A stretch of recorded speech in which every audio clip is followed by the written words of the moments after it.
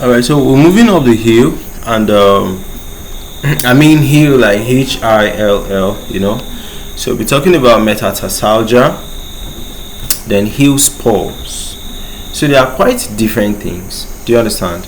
But I just want to discuss them together. So metatarsalgia is down there, okay, in your toes. So if there's any area of pain in the metatarsal bones, mostly at the joints, connecting them with the what, the phalanges, right? Do you understand? They call it the metatarsalgia. Why the heel spurs just means there is kind of like an outgrowth. So there's an outgrowth that, like, there's bony outgrowth, all right, from the heel bones. Now these things could actually go hand in hand. That's why I'm actually discussing them.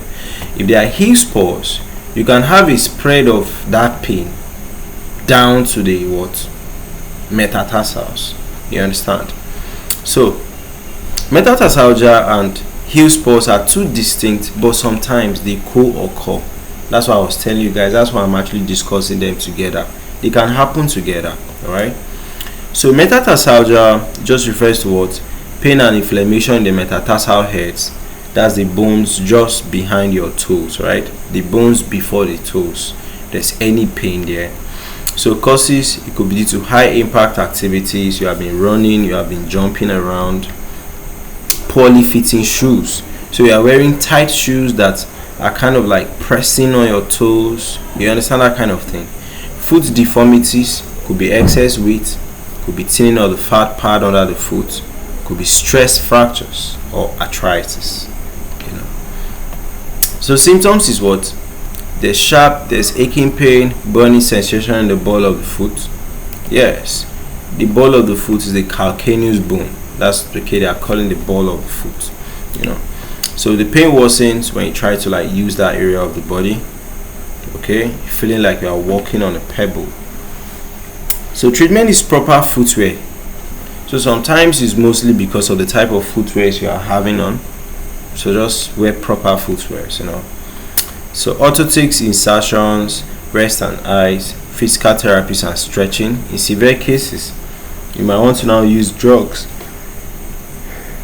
So drugs that will help you on the inflammation, you know. So you can also explore, you know, more. Okay. So heel spurs. Heel spurs, I've already explained it. It's a bony outgrowth. Okay. So they're just calcium deposits. They form a bony protrusion. Yes, there's a bony outgrowth, but this bony outgrowth was caused by, you know, a whole lot of calcium being added there, and they're not supposed to be there, you know. So it's the protrusion is on the underside of your heel bone. Okay. Often it is linked to what? Inflammation of the plantar fascia. So most of the times you also have it occurring side by side with the inflammation of this plantar fascia. All right. So causes, it could be chronic strain on the foot muscles and ligaments, repetitive stress from walking or running, poor footwears. Okay.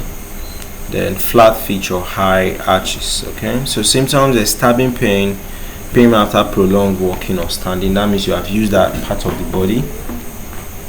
Then tenderness and inflammation can also follow. Treatments: stretch exercises, orthotics devices, anti-inflammatory medications, shockwave therapies. Then surgical approaches could actually be employed. So